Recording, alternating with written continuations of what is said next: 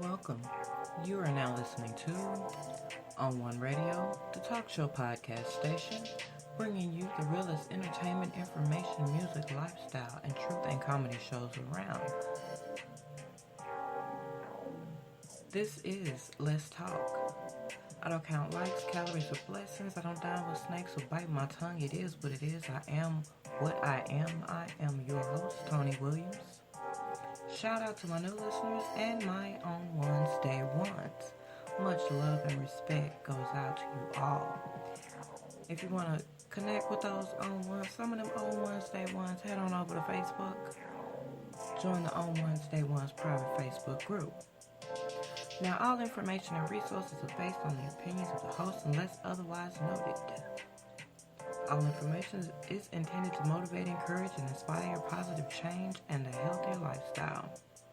This podcast also contains some quotations, images, and/or excerpt stories from copyrighted material. These uses fall well within copyright doctrine of fair use.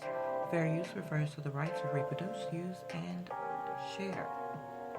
Now, this is a live broadcast, so the number to call is 318-315-3971.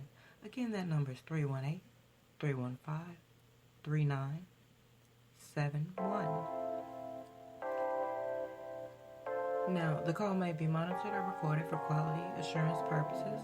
Your continued participation in the phone call serves as express consent to be monitored or recorded. I am so glad you guys are here. It is Monday.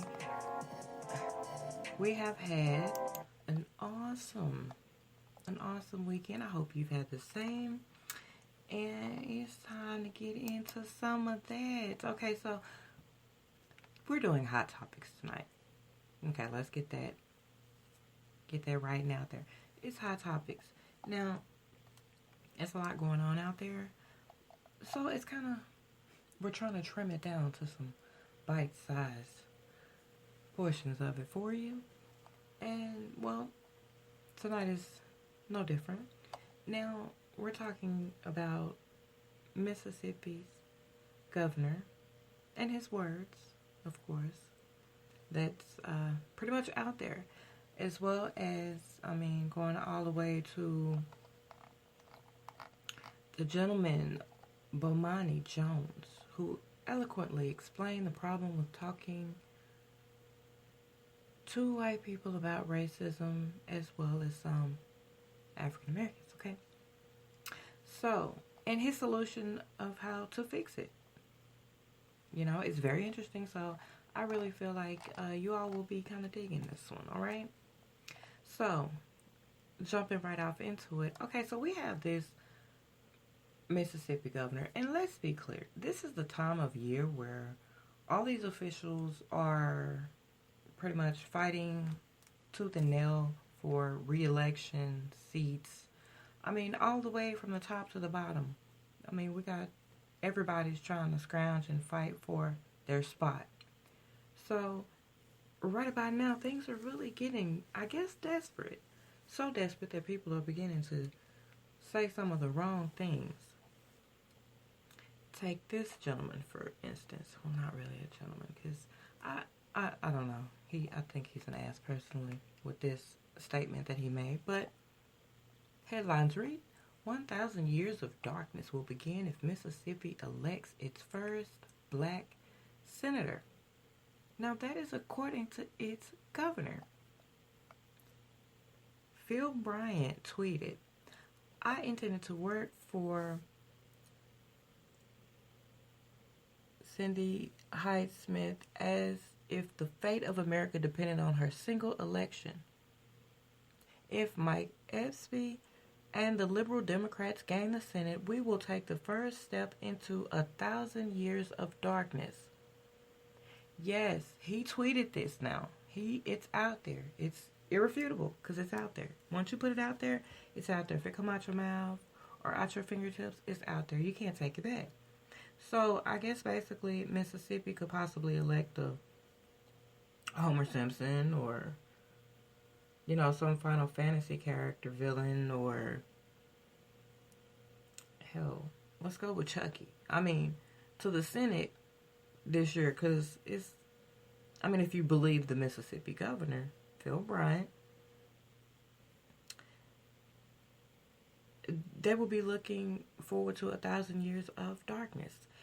No matter how you put that, there's no way to clean that up.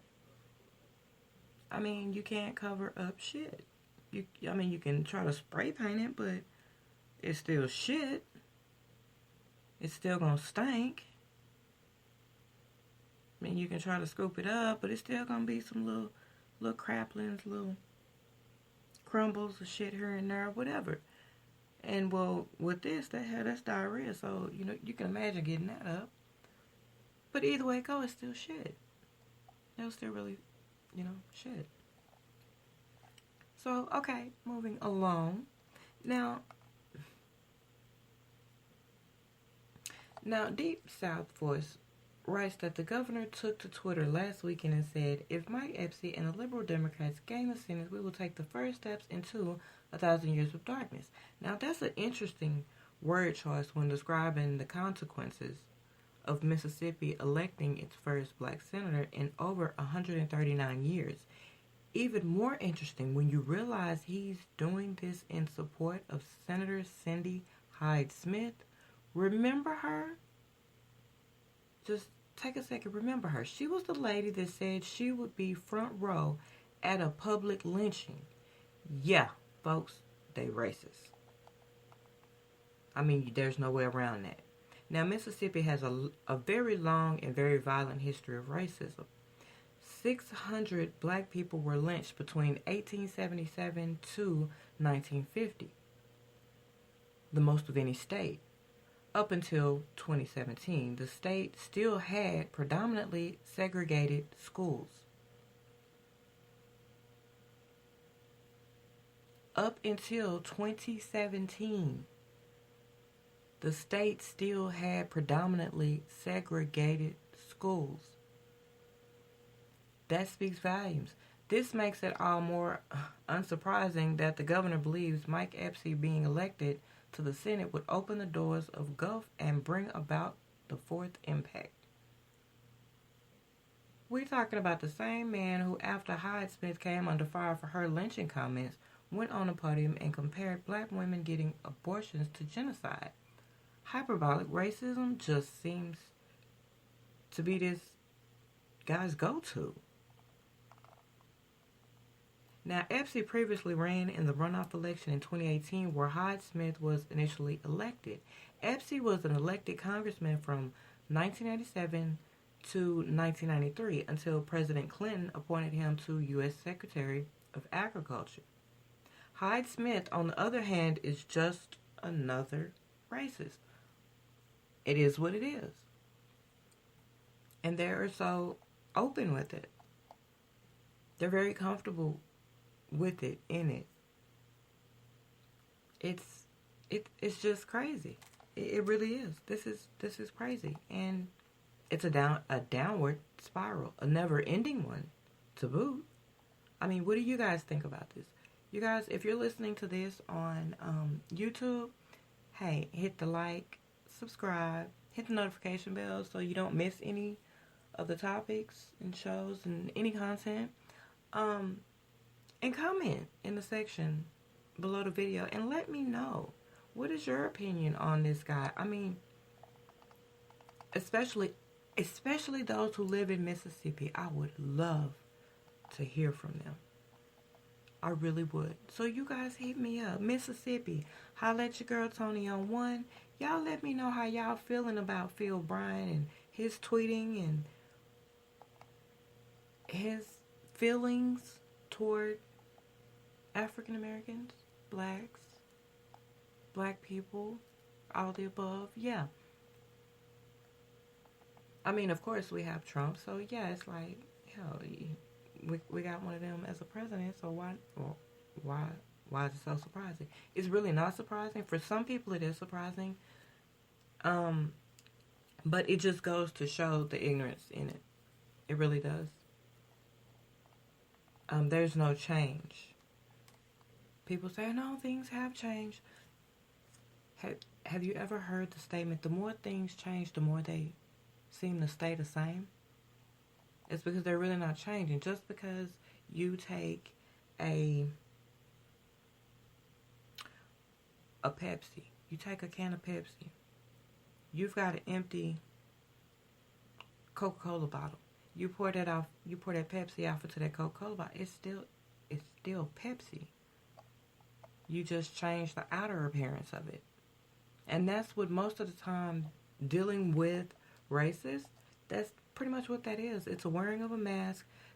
Well, we've become accepting of you. Just that statement in itself. Or I've got black friends and coworkers. That's racist in itself. You don't have to say that. You don't have to do that. You don't have to be like that.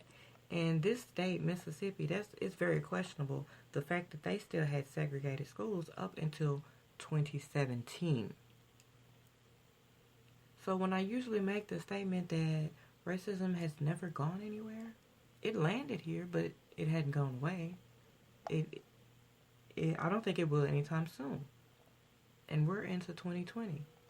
So, y'all let me know what y'all think about that particular story. Okay, so going on to the next, sticking with the same theme. Now, Bomani Jones eloquently explained the problem with talking to white people about racism. He goes on to state, I know how to fix racism. I'm not the only person with the cure for America's unique strain of social disease, nor have I kept the solution to myself. I have frequently outlined a complex procedure that could eliminate discrimination, institutional inequality, and white supremacy in one generation. But in the case, if you've ever read my sophisticated plan for stamping out systematic inequality, I will explain the procedure once more. Now, mind you, he's doing this explanation was aired on the sports show High Noon.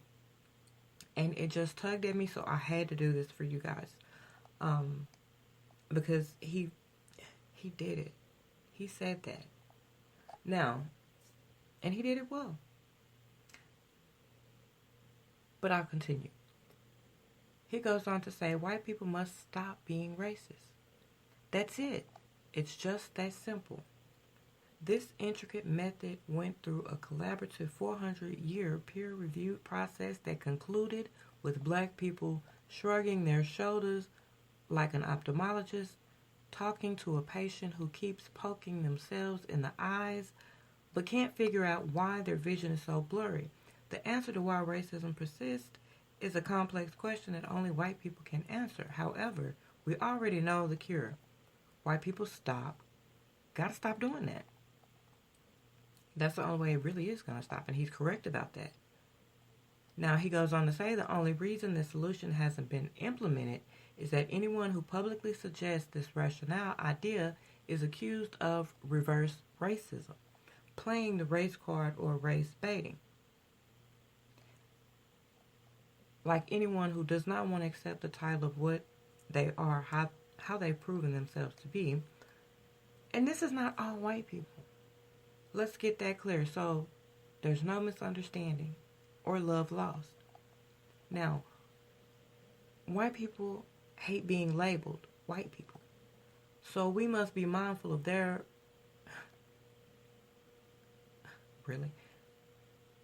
of them being fragile when we discuss the system of supremacy that white people created, perpetuate, and uphold. And he's right. He's right. Now he said this. It was on the Wednesday episode of High Noon when he was originally talking about the NFL dearth of black coaches. Now it goes on to say, at some point, in order for things to change, the guys who run the NFL have to care about what is going on. He explained, and the reason that they should care is not on some kumbaya level where they need to show the world that they care about diversity.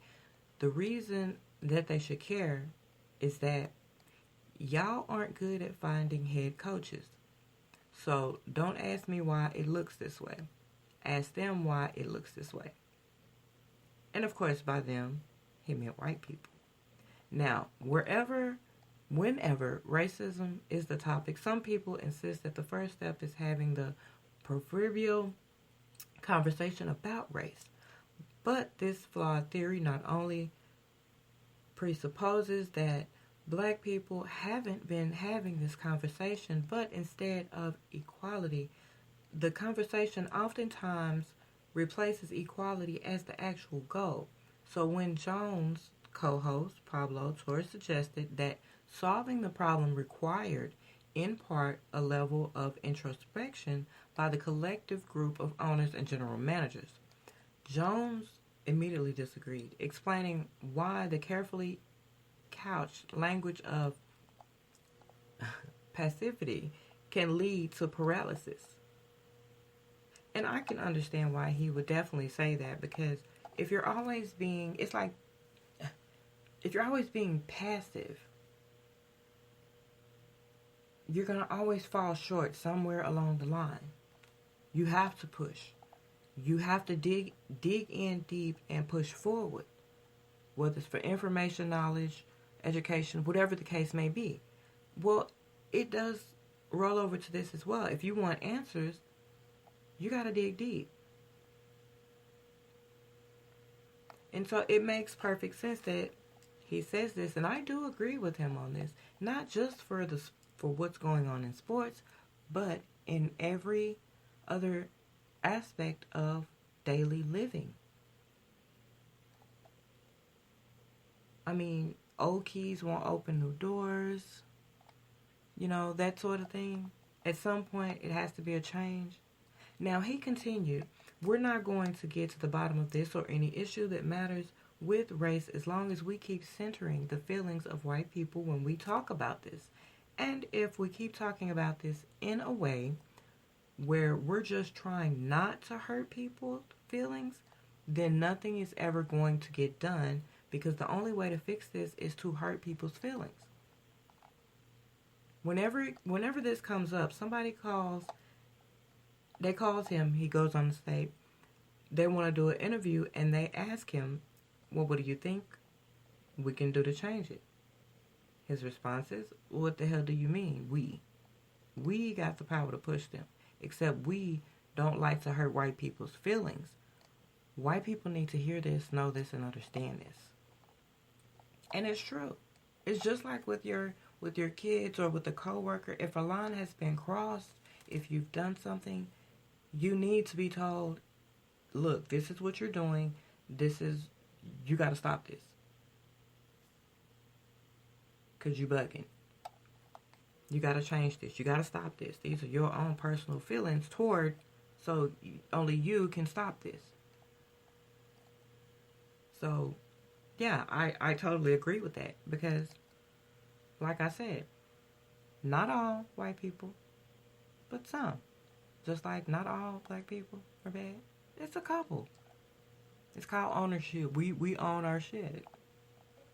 We got there's some fuck ups in every nationality's families. You're not going to have any ethnicity without some fucked up people in it, because they're human.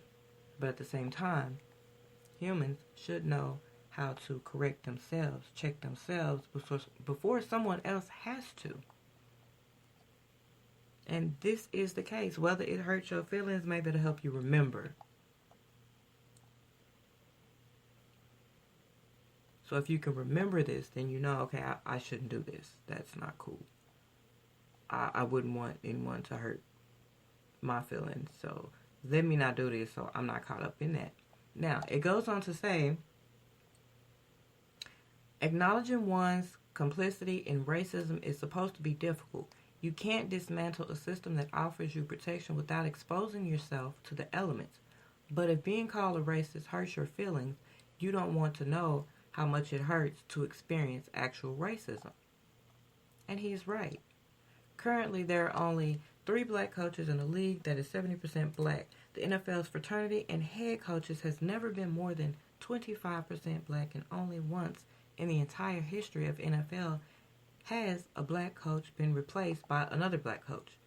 In 2009, the Indianapolis Colts replaced Tony Dungy with Jim Caldwell. Now, ladies, hopefully I'm not losing you here. Hopefully your man is right there to help you out with this. If not, I hope you watch football. If not, this applies. Let's just say that. And if you start watching football with your man, you'll get to spend more time with him too. Just a little tip. Just a little tiny tip, that's all.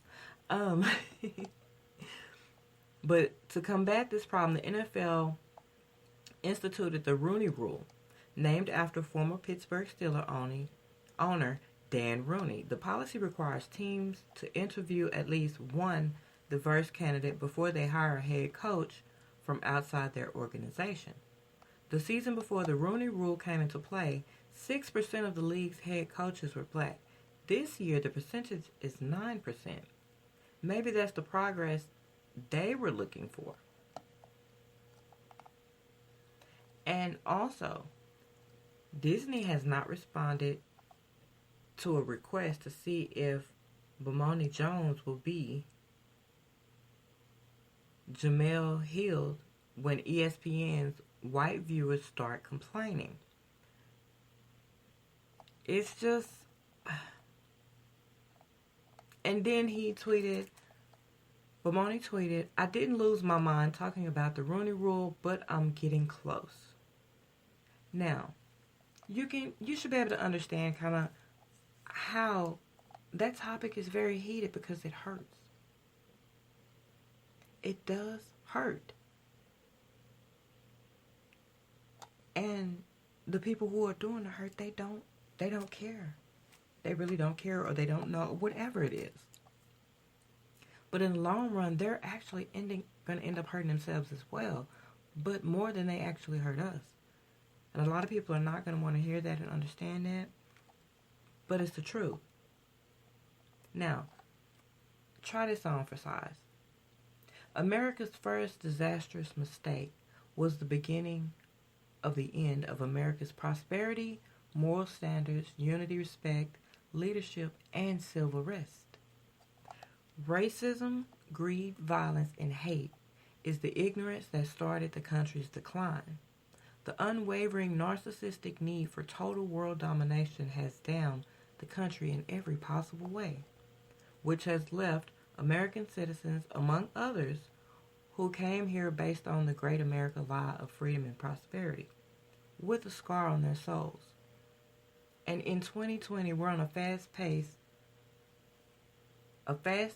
path to self-destruction, and at its core, America is rotting from the inside out. It's time for change before it's too late, or is it already too late? When all racists have to do is stop hating, stop being violent, stop being evil. But are they capable of doing it? Or are they too ignorant to see that everything that they push on those that they hate is actually everything that the ones that they hate are not doing? It's them.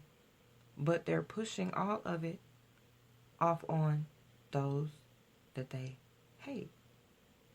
The violence, the anarchy, all the excess trouble, the problems in the world financially and everything else. It had to start somewhere. And it is a self-destructive path that every racist chooses to take. It's a choice. Now, we don't know if it starts when they learn to walk and talk or a little after that, but that shit is taught. And it's time for those who are racist to be adults, to be great civil adults, and stop being bullies, because that's all it is. You're the high school racists are basically elementary, middle school, and high school bullies. And you might as well throw college in there too. It's just that they're grown. Because you have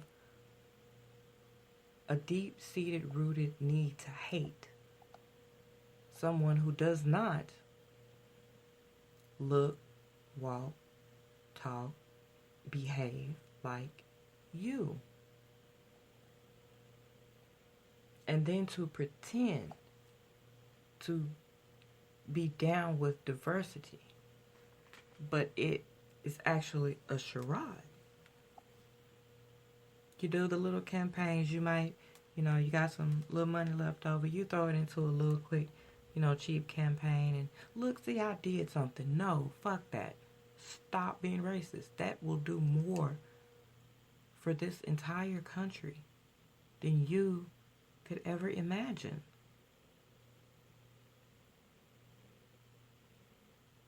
So again, I ask, is it too late to change?